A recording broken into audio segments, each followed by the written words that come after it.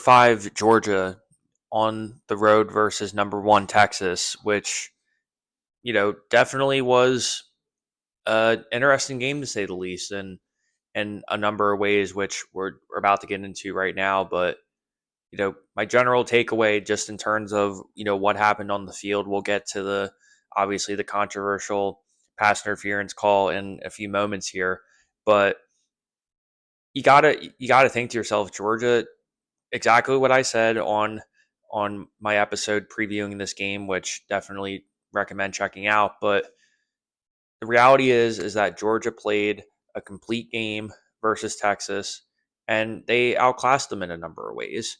I mean, let's give Texas a little bit of credit before I completely, before I don't shit on them too much. But Texas and Georgia, I'll give them a compliment on both sides of the ball. They both played pretty solid defense, all things considered. I mean, you know, before I give too much praise to Georgia, let's simmer down and get back to reality here. But Carson Beck went 23 for 41 with 3 interceptions and 175 yards, and meanwhile Quinn Ewers threw for 211, 2 touchdowns, 1 interception.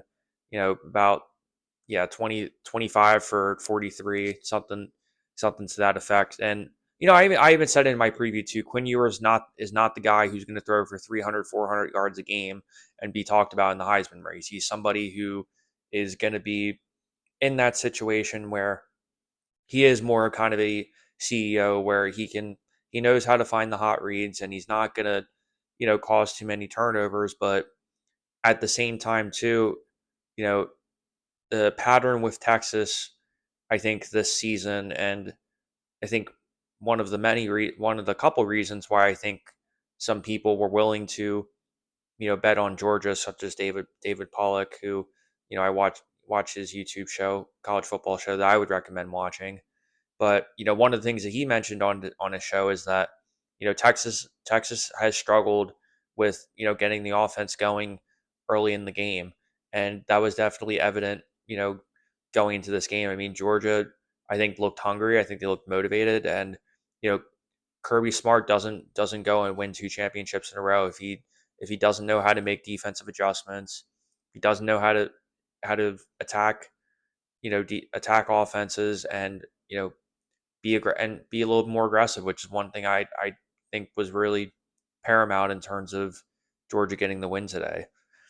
I mean, the reality is that Georgia kept everything in front of them and played a legit complete 4-quarter game, which is something that I argued a couple of days ago that we haven't seen. Even though yes, they beat Clemson by a couple possessions, and they managed to skate by versus Kentucky and all that too. To me, yes, is there a little bit?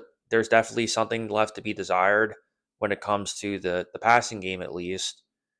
There's definitely something about being excited of, for example, Trevor Etienne, rushing for 87 yards, getting 3 touchdowns, just finding different ways to win that I think ultimately are the reasons why Georgia has been so relevant over these past couple seasons, and likely could cause some teams some trouble as we progress for the rest of the rest of the season here. Now that we're officially halfway, and looking at this game, kind of reflecting on it, I think it was needless to say that when Georgia was up 23 nothing in the second quarter.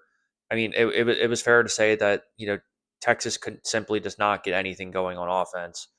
And despite all of that, I was in legitimate shock when Coach Stark pulled Ewers and had Arch Manning come in for in the second quarter too. I mean, I think he was only in for a drive or two until the start of the second half. And even Sark declared in press game conference the next day that Ewer still is the starting quarterback. But it I think it was definitely a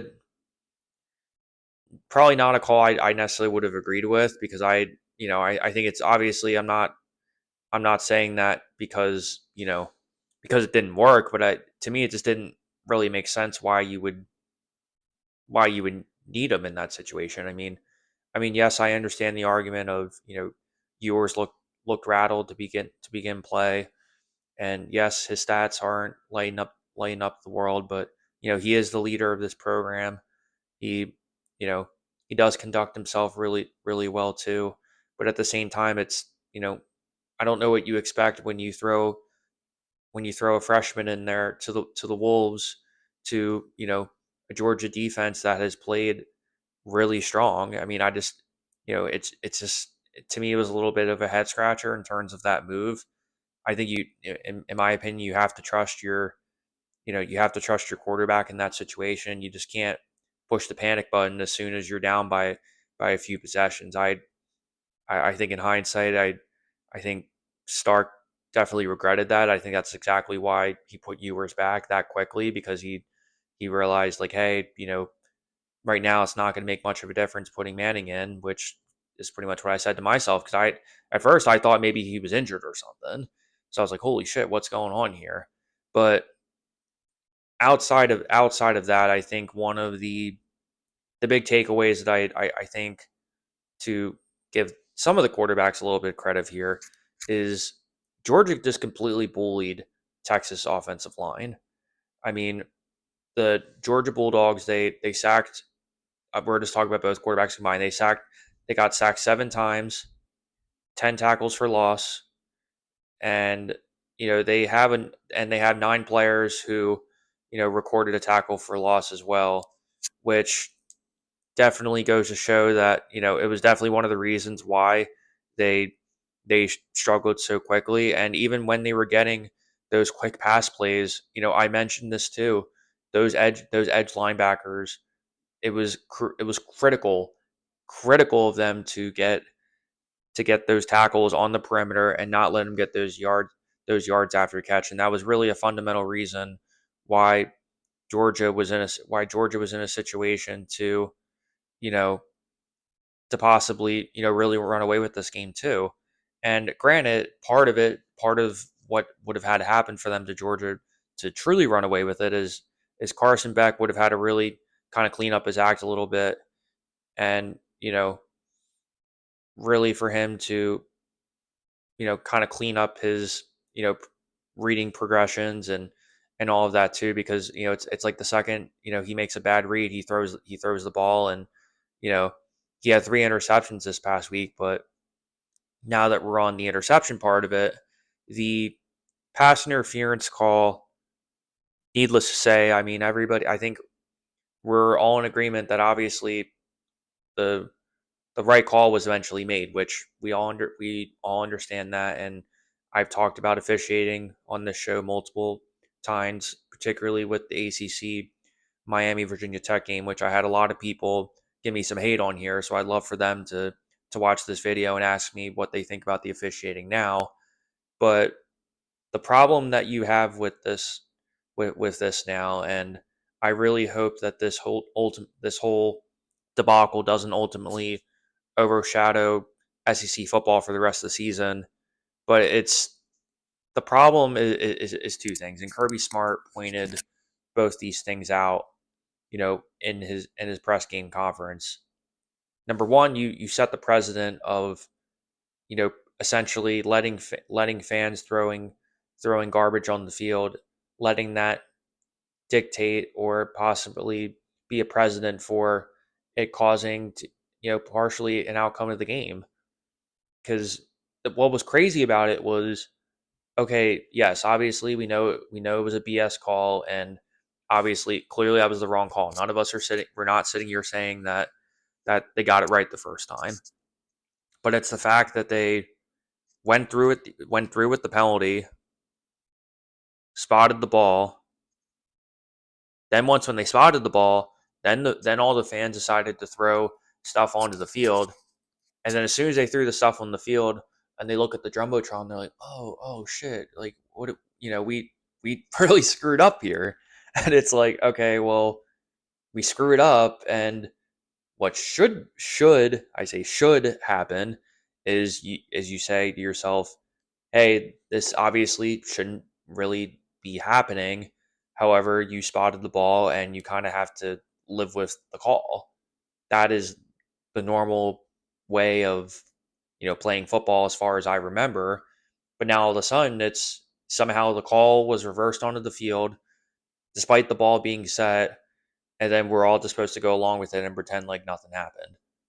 And it's definitely going to, we saw a statement from the SEC, and yes, Texas paid a $250,000 fine, and yes, you get a statement from, from every person saying, oh, this can't happen, etc.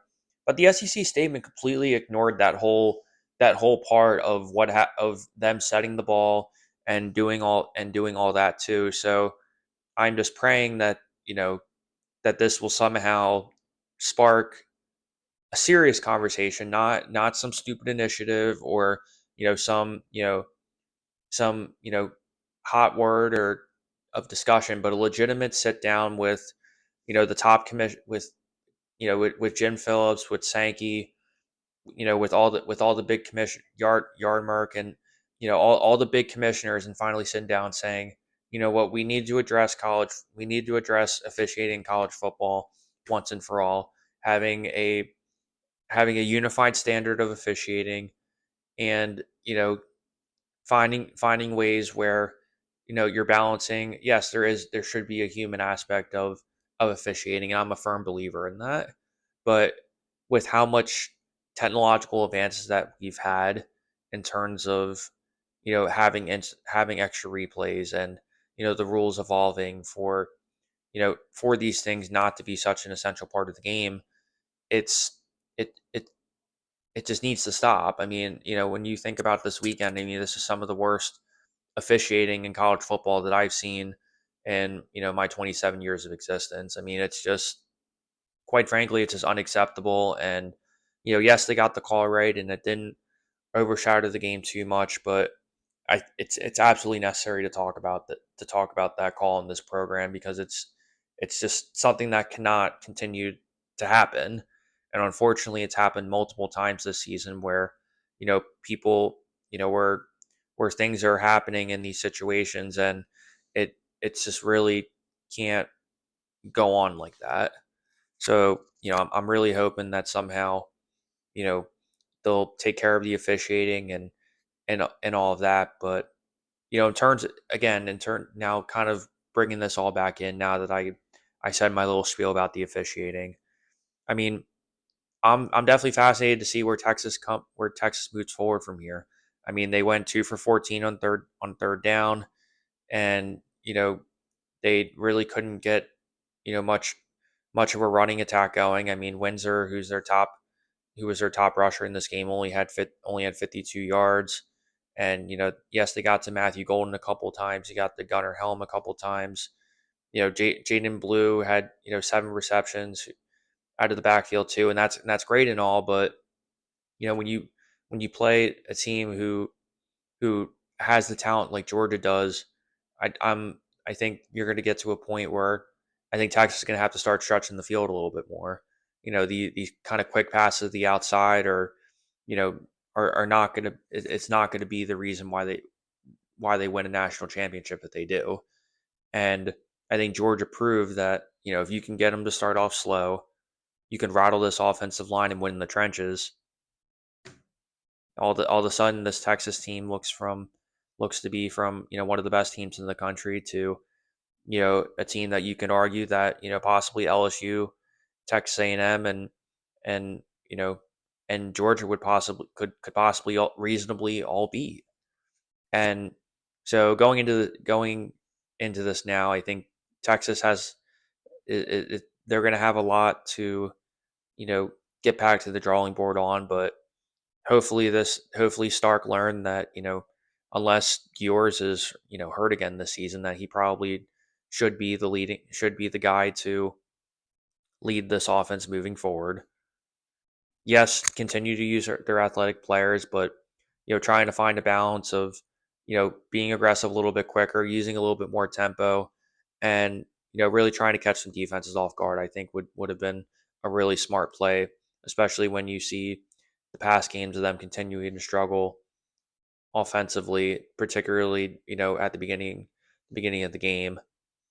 And then, you know, secondarily, if you're Georgia, I mean, obviously Carson Beck didn't play a great game, and you know Georgia's offensive line and their rushing attack did enough to help them out. But if you know, if again, if you want to see a three-peat from them, you know, you just can't.